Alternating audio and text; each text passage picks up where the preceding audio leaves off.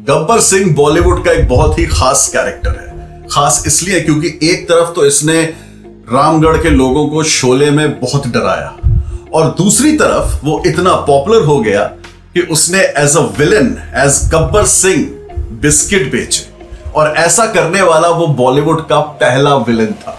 गब्बर सिंह की जितनी क्रेडिट जानी चाहिए अमजद खान को, उतनी ही क्रेडिट जानी चाहिए उन लोगों को भी जिन्होंने गब्बर की खोज की थी। आज इस वीडियो में मैं उन लोगों के बारे में बात करूंगा और मैं आपको यह भी बताऊंगा कि कैसे गब्बर का रोल मिलने के बाद अमजद खान के हाथ से यह रोल निकलते निकलते बच गया। इस वीडियो को देखिएगा। मेरा नाम है Rahul and this is 70mm with Rahul.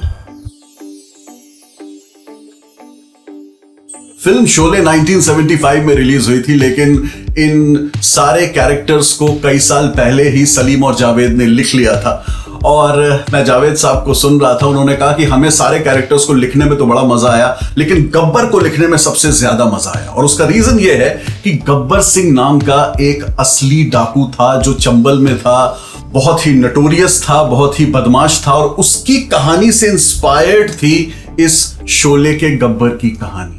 Gabbar का कैरेक्टर तो लिख लिया गया, अब डिसाइड ये किया जाना था कि इस रोल को प्ले कौन करेगा। जब रमेश सिप्पी ने इस रोल के लिए डैनी डेंगजुंगपा को अप्रोच किया तो उन्होंने रमेश सिप्पी को मना कर दिया। कहा कि मेरे पास टाइम नहीं है, मैं अपनी सारी डेट्स फिरोज खान को दे चुका हूं और हम अफगानिस्तान जा रहे हैं जहां पे हम धर्मात्मा फिल्म की शूटिंग करने वाले हैं। रमेश सिप्पी डिसअपॉइंट हो गए क्योंकि डैनी डेंगजुंगपा से उन्हें बड़ी उम्मीद थी। वो अपने मन में विजुअलाइज कर चुके थे कि डैनी ही मेरा गब्बर होने वाला है।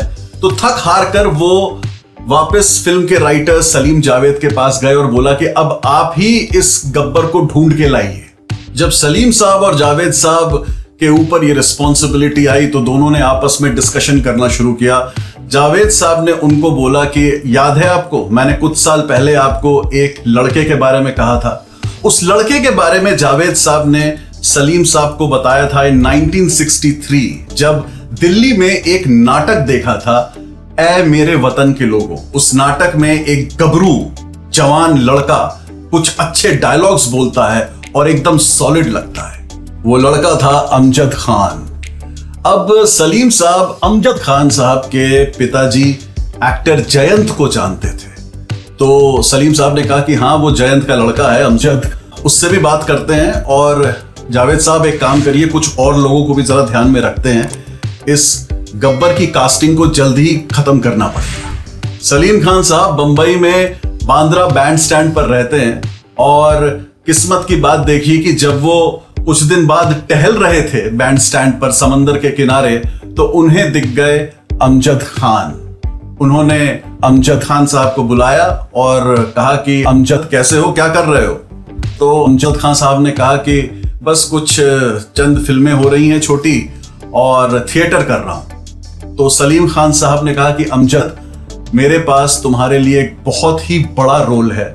ये रोल या तो तुम्हें अपनी किस्मत या मेहनत से अगर मिल जाए तो तुम्हारी जिंदगी बदल जाएगी। ऐसा कहकर सलीम जावेद अमजद खान को रमेश सिप्पी से मिलाने ले गए। रमेश सिप्पी ने जब अमजद खान को आते हुए देखा, उनकी चाल देखी, उनका गठा हुआ शरीर देखा, तो उन्होंने वहीं तय कर लिया कि मुझे मेरा गब्बर मिल चुका है।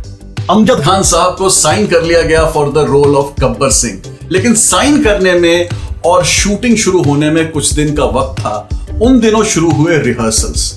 उन रिहर्सल्स में लोगों ने यह देखा कि अमजद खान जब अपनी लाइंस बोल रहे थे, उनकी आवाज इतनी बुलंद नहीं थी। डाकुओं की जो ट्रेडिशनल भारी भरकम अंदाज और स्टाइल होता है वैसा अमजद खान का नहीं था, उनका अलग स्टाइल था। तो लोगों ने कहा ये गब्बर कैसा है, इसकी आवाज में वो दम नहीं है, ये शायद चंबल का फेमस डाकू गब्बर सिंह वैसा दिख नहीं रहा है, वैसा साउंड नहीं कर रहा है, ये शायद जमेंगे नहीं गब्बर के रोल में। ये बातें कुछ ज्यादा होने लग गई। गब्बर सिंह के रोल के लिए अमजद खान ने बहुत मेहनत की थी। चंबल डाकुओं पर लिखी गई एक किताब अभिशप्त चंबल पूरी की पूरी उन्होंने पढ़ ली थी इस रोल के प्रिपरेशन के लिए। इस किताब को पढ़ने के बाद अमजद खान को काफी कुछ पता चल गया था कि कैसे एक डाकू सोचता है और कैसे वो काम करता है।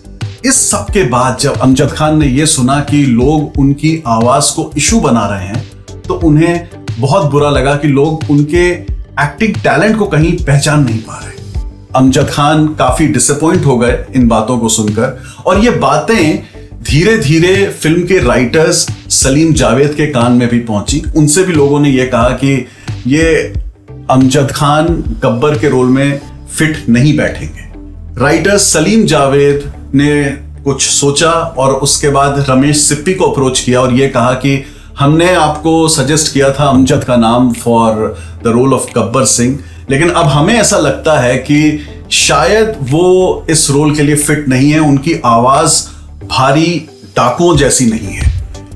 रमेश सिप्पी लेकिन कन्विंस्ड थे। उन्होंने राइटर सलीम जावेद को कहा कि अमजद की अलग आवाज और अलग स्टाइल ही गब्बर की पहचान बनेगी, और इस तरह अमजद खान साहब के हाथों से गब्बर सिंह का रोल जाते जाते बचा। लेकिन अमजद खान साहब को एक चीज पता लग गई थी कि राइटर सलीम जावेद ने रमेश सिप्पी को अप्रोच किया है और यह कहा है कि शायद अमजद गब्बर के लिए बेस्ट चॉइस नहीं है, और यह बात अमजद खान साहब को बहुत बुरी लगी, इतनी बुरी कि फिर कभी भी उन्होंने राइटर सलीम जावेद के साथ कोई फिल्म नहीं की। जाते जाते आपको एक बोनस बात बता देता हूं। आपको जंकूरा याद है? जंकूरा, जंकूरा वो कैरेक्टर था जो डैनी ने धर्मात्मा में प्ले किया था। जंकूरा वो कैरेक्टर था जो डैनी ने गब्बर के कैरेक्टर को छोड़कर फिरोज खान की फिल्म में प्ले किया था। अब आप बताइए कि आप जंकूरा को याद रखते हैं या गब्बर को? हाँ, हमने बॉलीवुड के फेमस बदमाशों पर 2 वीडियोस बनाए हैं। उसका पहला पार्ट आप यहां देख सकते हैं, और ये वीडियो अगर पसंद आया है तो इसे लाइक कीजिए। फर्स्ट टाइम अगर आप आए हैं इस चैनल पर तो सब्सक्राइब कीजिए।